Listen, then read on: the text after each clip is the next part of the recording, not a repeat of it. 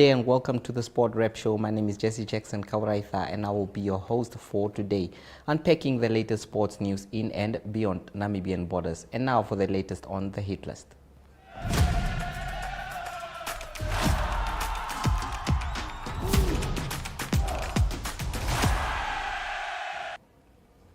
Well, we start off with Namibian women's football, where sources have confirmed that the administrators of the Women's Super League and the Namibia Football Association are still in negotiation with former sponsors FNB Namibia. As things stand, there is no clear indication as to when the league will start after the 3-year agreement between the NFA and FNB ended at the end of last season. A source at the NFA Women's Desk told Sport Rep that they are working tirelessly towards securing sponsorship. The Women's Super League in 2023 was aided and rescued by FNB after the bank committed to a sponsorship of 7.5 million for over a 3-year period. The 3-year sponsorship was broken down into 2.5 million per year, which the league was using mostly for administration. And on to some Fistball news now. The Cohen FC Fistball tournament will take place on Saturday at the club's ground in Olympia as teams battle for bragging rights. A total of 10 teams will compete for the converted title, which one of the 10 teams will take home on Saturday afternoon. The first matches in the under-13 junior category will begin at 8:30, with the upcoming future stars expected to test each other's skills and agility. The host CFC and the Green-White from Escavalier will each be represented by the 2 teams in this division. At the last meeting 4 weeks ago, Escavalier comfortably won the tournament with 3 victories. 7 teams have registered for the adult competition, meaning the tournament winner will be determined in only one division. The 2 teams from the extended national under-18 squad will face SFC from Swakopmund, as well as 2 teams each from Escavalier and Cohen. Last year's winner of the Cohen tournament, TSV Grenoble from Germany, will not be there to defend the title this time around. Cohen, who have won every tournament this season so far, are favorites going into the title race. Their last tournament victory was 7 years ago, as the tournament often had to be cancelled due to a lack of teams or because the competition from Europe was not strong. We'll now cross over to the marketplace before we return with Zoom In.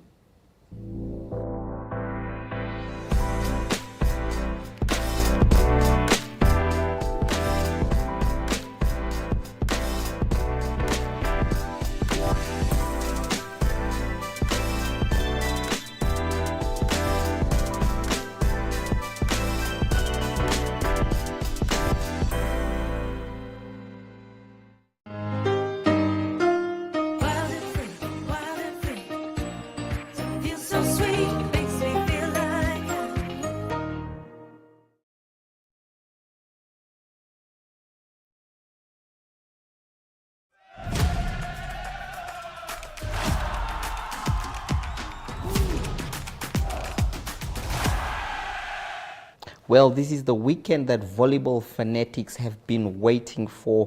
It is going to happen here in the capital city on Saturday as the NVF Bank Windhoek Cup takes a center stage. Of course, there has been a lot of talks, a lot of progress, and a lot of administration put into this tournament in order to make sure that it does officially happen. Bank Windhoek coming through as the main sponsor there. So it is going to be a spectacular weekend of sports activities and volleyball, as 26 teams, 11 females and 15 males, will be taking on each other in the capital city. Now we do have Thomas Shilumbu, the spokesperson of the competition, as well as a member of the local organizing committee. We had him in studio. Let's hear from him one last time before the tournament kicks off on Saturday.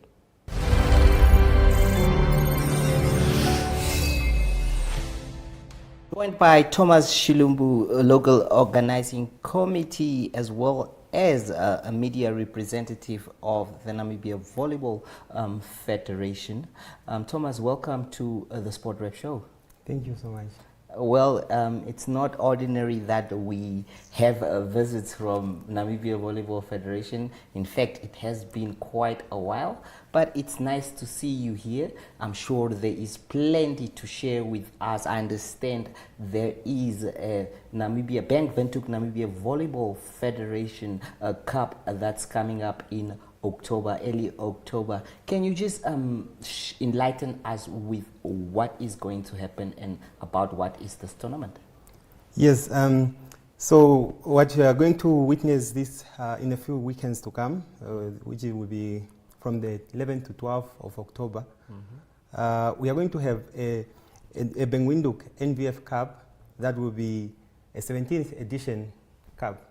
So these are games of champions where we are having a collection of the champion and the runner from different regional associations that are coming up to play one tournament. Usually this tournament used to be hosted in 2 different rounds, but this year it's different. We are going to host it in just 1 round in the same town, 1 weekend.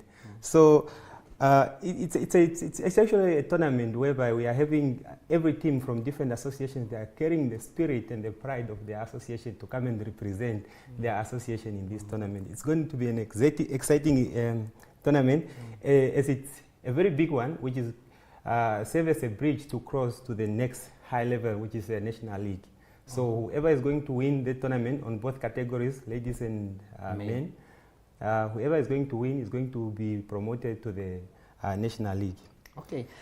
Speaking of the teams that will be there, all the teams have confirmed that they will come through for this tournament? Yes, all the teams have confirmed. So far we have 8 associations, and we are getting 2 male teams from each association. That gives us a total of 16 teams, male category. And unfortunately, we don't have some regional associations. They don't have leagues for ladies. We only have few associations, but also it gives us at least a total of 11 teams that are coming from the ladies category. And the preparation so far, it's going well, as each team is given at least a privilege to choose to get two players, guest players from the regional association teams to come and assist them in this tournament. So it's really going to be exciting. Okay, what's the difference between regional association teams and these teams that are competing here? So the regionals, they host the league. Pardon me. The regionals, they host the leagues. This is where those teams used to participate. And now the winners of those leagues are the ones that are coming, and their run-ups are the ones that are coming to play in these tournaments. So that when the winners of these tournaments and the runners of these tournaments, they get promoted to the next league. So that's the difference. So it's serving as a promotion for them to move from the regional league to come and participate in the national league, which is being hosted by MTC. Which is being hosted by MTC. Yes. Well, this one has a tag of Bank Windhoek. Yes. So Bank Windhoek, is it sponsoring funds for the trophy, or what is Bank Windhoek involvement in this one? So Bank Windhoek is sponsoring funds. Usually, actually, they sponsor 2 tournaments, of which one is the Bank Windhoek tournament that used to be hosted in Swakopmund, and then this one, which is the NVF Cup. So they sponsor funds, and then the funds are the one that we use now to give prize money, and then to give medals and trophies. All right, wonderful stuff there. In terms of the organizing, obviously the Namibia Volleyball Federation playing a big role in making sure that this tournament take place. What are some of the challenges maybe that you guys are facing at the moment in terms of getting through to this tournament and making sure that it is a success? So currently, the challenge that we are having is always funds. When it comes to organizing such big events, it's always money that is, it always comes with a cost.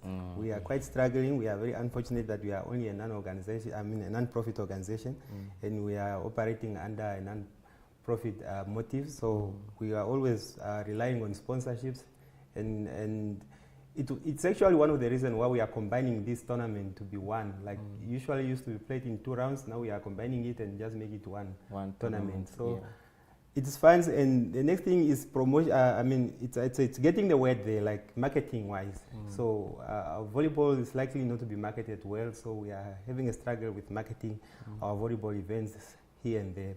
So, but we want to say we are happy that we are getting such media on board that are coming here around us, and then they are helping us to promote our event. Well, trust me, volleyball is a very interesting sport, and definitely in other parts of the world, I'm sure that associations and government and all consider it as a very serious sport as well. But in general, in terms of the development of volleyball, would you say you're happy with where you guys are at the moment compared to, let's say, 3-4 years ago? Yes, very beautiful question. So back then we did not used to have this type of promotions. We just used to play regional leagues, and then we play NVF Cup, then from there it just ends there. Now that we are having a national league, it's serving a purpose. Now we can see that there's growth in the volleyball. Everyone wants to improve. Everyone wants to be seen up there. So there's growth. People are now having a motive that I'm playing this because I want to be there. No more, unlike back then when you just play in your regional league, sometimes you don't have a motive of coming to play this tournament. Big tournaments and yeah, stuff like because you don't have anywhere to go. But right now that we are having the Premier League, so people are having motives, the clubs are having motives, the coaches and everyone else is really interested to be up there on top. Up there on top, of course. We want to get back to the tournament, of course. In terms of, look, these teams are traveling from different regions. In terms of accommodation and all that, are these teams sorting it out themselves, or is the organizing committee probably planning to have them places where they are going to sleep or stay? So as I initially illustrated that NVF is a standing body, a non-profit organization, so we are not really reliable for the cost of the teams to come and participate. We are only reliable for organizing the event itself, but the accommodation for teams, the feeding and everything else, it's on their own. So we are only responsible for the cost of the tournament itself. So I mean, after all, most of these teams are sometimes probably NDF, Nampol and stuff like that. Speaking of teams, I'm sure you've been in volleyball for a while. What are, or which are some of the teams that are likely to be favorites in this tournament? So back then, this tournament used to be more dominated by the CVA team, the Central Association teams, that I would say for the past 5 years. So, but this year I'm seeing a lot of teams are quite equipped. It's going to be an interesting tournament that we are having teams from Kavango. I'm seeing there's a very big, strong team there. We're having teams from the southern region. Even at the Rongo, we are having one strong team. So it's going to be an interesting team. Obviously, we are going to be expecting unexpected wins, to witness unexpected wins and some unexpected losses. So definitely it's going to be amazing. All right. Before we conclude, is there anything you would like to add that we might have possibly omitted during this interview? Something, a message to the fans, a message to the people that needs to come through and watch this tournament? Yes. So we almost forget that the tournament is going to be hosted here in Windhoek at Ramatex in Ochomwise.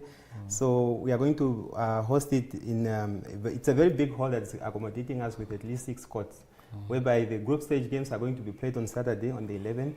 And then the group stage games until quarter-final games, they are all going to be played on Saturday. We plan them to be played on Saturday from 8 o'clock. And then on Saturday, on Sunday, we are going to proceed with semi-finals and finals, knockout games until the finals. That's on now both genders, male and female. So it's going to be a very busy day, a very exciting day. So we are expecting at least our supporters, our aspiring supporters, everyone that wants to see what's happening in the volleyball in Namibia. So we are expecting to see you there. Come and support us. It's going to be an exciting tournament in the Namibian volleyball history. So at least I'm expecting a mass to show up. There will definitely be fireworks, hands and balls will fly on that day. Well, Mr. Shilumbu, thank you so much for joining us today. It has been a privilege and honor to have you in studio. Thank you so much, sir.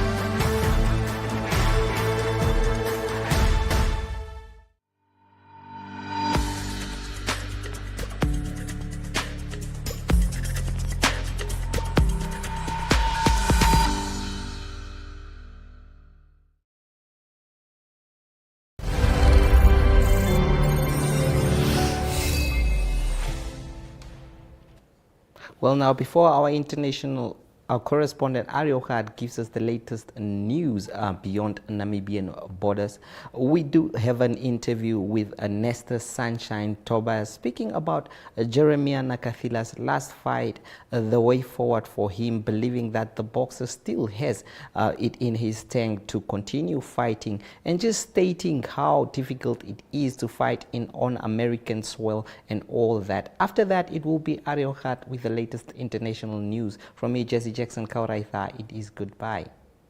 Sunshine, you recently returned from the United States of America after an important fight that Jeremiah Loki Nakafila, one of your boxers, had today. I know it's now past tense. The boxer went for the well, lost, but I just want to hear from you. How was the trip and what have you observed and obviously gained from traveling to the United States of America?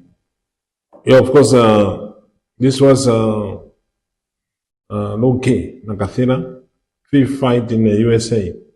And a lot of boxers can only dream there to fight there, you know. So, because that is the house of entertainment, it's the house of boxing. And of course, Loki Nakafila, he qualified to go there. And of course, he put Namibia on the world map. Because that fight, you can see that fight was on ESPN, was the only fight that night in the world. And of course, all the eyes was fake in Virginia, Norfolk, when Nakatira fought one of the top prospect in the world, of the future of boxing in the world, and Abdullah Mensen, who's now number one in the world and is about to become a world champion. Yeah, so you know, when you go there, you don't just go there because you're going to America. You go in there to do your work, me as a promoter, manager, trainer, I make sure my boxer get the fight on the highest level, on the highest platform. That is the highest platform you can get in sport or boxing or other sport. And of course, we have to thank Nakatira because Nakatira has been there for a long time. And of course, he's still performing at the highest level. Of course, he did not get the result he wanted to. Of course, he went there to win, but unfortunately, it did not go his way, you know. So, and of course, like I say, he lost in the fifth round, TKO, because of the cut. So he was, okay, you see, the cut, the blood is part of the sport, you see. So, but you can always analyze and see what happened. But he still have a lot of intent and he could still go further. But unfortunately, it went up like that. Congratulations to Abdullah, who won the fight. And of course, the future looked good for him. And of course, Nakatira, now the young one, they have to take over now from Loki. We've got the young one, like I say, Mateus Haita, is going to fight for the world title. We've got Energy, who's preparing for another international fight. We've got John De La Muniz, and we've got a lot of kids from other stables, also from other promotion. Namibia boxing it look good. And of course, we have just to push and work together and see how can we produce a world champion. But we've got world-class fighters right now. They're right now rated in the world. That's achievement, you know. So, yeah. So for me as a promoter, I'm very happy what's happening in the boxing right now. And of course, it's not only Nakatira, like I say, He did a lot. He was WBO Africa champion, WBO global. He was #1 in the world. He fought for the world title. And of course, I fought one of the top boxers in the world. And of course, unfortunately, he did not win the title. And of course, for him, he just not to recover from the cut. And of course, the long trip and of course, the hard training was when you prepare for a fight like that, you train hard and work. You stay away from your family, just to enjoy life with family. And of course, after a few days, we're going to talk and see what's the way forward for Lonki Nakathina.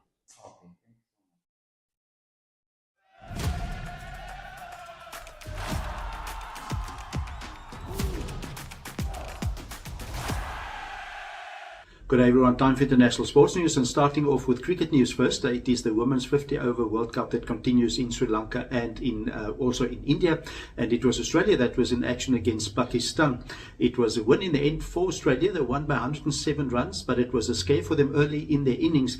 They were reeling on 76 for the loss of 7 wickets, and still managed to make 221 for 9, and that was mainly because of Beth Mooney that scored 109 runs off 114 deliveries. She was out of the last ball of the innings, and so a good total then set by Australia for Pakistan. Pakistan battled, they were bowled out for 114, so it is Australia winning the game by 107 runs.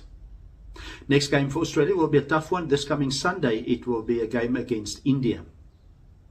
Moving on to tennis news, it's the Shanghai Masters men's tennis that continue. It's the ATP Tour, and it is in round 16. Result, Daniil Medvedev that beat Leonard Tin. He beat him by 7-6, 6-7 and 6-4. A tough 3-setter for Medvedev to go through.